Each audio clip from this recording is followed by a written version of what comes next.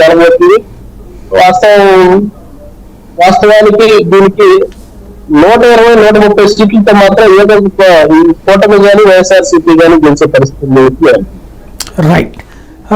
ఇక్కడ సాంబశివరావు గారు, బేసిక్గా ఇవాళ ఉన్నటువంటి దాంట్లో అంటే ఇద్దరిది ఇక దగ్గరకు వచ్చేసింది కాబట్టి వైసీపీ గెలుపుకి అవకాశాలు ఉన్నాయి అనుకుంటున్నారా, లేదా మేకపోతు గాంభీర్యం వైపు ఉందా పార్టీ?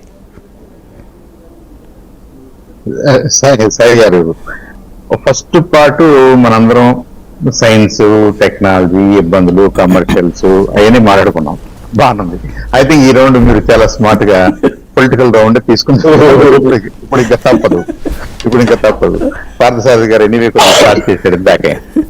ఇక్కడ వైఎస్ఆర్ పార్టీ కార్యకర్తగా వైఎస్ఆర్ పార్టీ ఎందుకు గెలుస్తుంది అని నేను అనుకుంటున్నానంటే, ఇర్రెస్పెక్ట్ ఆఫ్ రేపు ఎన్ని పోల్స్ మనకు వస్తాయి, ఎలాంటి రిజల్ట్స్ వస్తాయి, ఎన్ని వస్తాయి, ఏదో రకంగా వస్తాయి.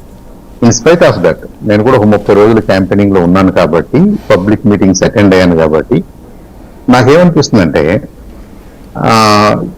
జగన్మోహన్ రెడ్డి గారు చూపించినంత కాన్ఫిడెన్స్ ఆ డెలివరీ ఆఫ్ మెసేజ్ కానివ్వండి, నేను నా వల్ల మీకు కానీ మీ కుటుంబంలో కానీ ఎవరికైనా మంచి జరిగిందనుకుంటేనే నాకు ఓటేంది, లేని పక్షంలో ఆ పెద్ద మనిషి వల్ల మీకు మంచి జరుగుతుంది అనుకుంటే మీరు చెప్పి మరీ అటు ఓటేయండి, no problem.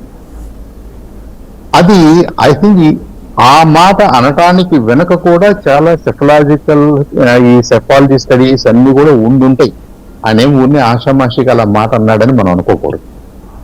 Various sections of people ఎలా రెస్పాండ్ అవుతున్నారు అనే దాని మీద ఆయనకి కొంత అవగాహన ఉంది కాబట్టి, కాన్ఫిడెన్స్ ఉంది కాబట్టి, బెనిఫిషియరీస్ అనే ఈ న్యూ సెగ్మెంట్, కొత్త సెగ్మెంట్ ఏదైతే ఉందో నర్చర్ చేశారో దాంట్లో గణనీయంగా వైఎస్ఆర్సీపీకి సపోర్ట్ వస్తుంది అనే కాన్ఫిడెన్స్ తోటి ఆయన ఆ మాట మాట్లాడాడు.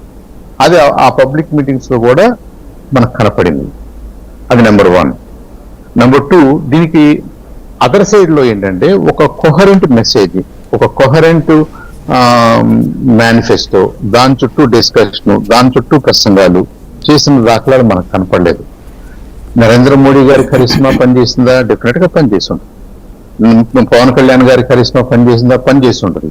ఇలా ఎవరి కరిష్మా వాళ్ళని జనాల్ని పూల్ చేయడానికి పనికొచ్చిందేమో కానీ వాళ్ళని కన్విన్స్ చేసి ఇదిగో ఇలాంటి విధానపరమైన మార్పులు రాబోతున్నాయి కాబట్టి మనం ఈ కూటమికి ఓటేయాలి అన్నంత పాయింట్స్ అయితే డెఫినెట్లీ నేను ఒకవేళ వైఎస్ఆర్ పార్టీ కాకుండా మనం తటస్థంగా నుంచి కూర్చుని మాట్లాడుకున్నా కానీ మనకు అంత కనపడలేదు.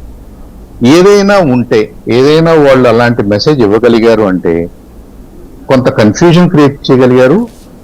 ఫాల్స్ మెసేజ్ ద్వారా కొంత సపోర్ట్ తెచ్చుకోవాలనేది ల్యాండ్ టైటిలింగ్ లాంటి అంశాలను తెర మీదకు తీసుకొచ్చి, అది అబద్ధమని తెలిసి కూడా, అది కేంద్రమే సజెస్ట్ చేస్తుందని తెలిసి కూడా దాన్ని ప్రజల్లోకి పంపాలని ట్రై చేశారు.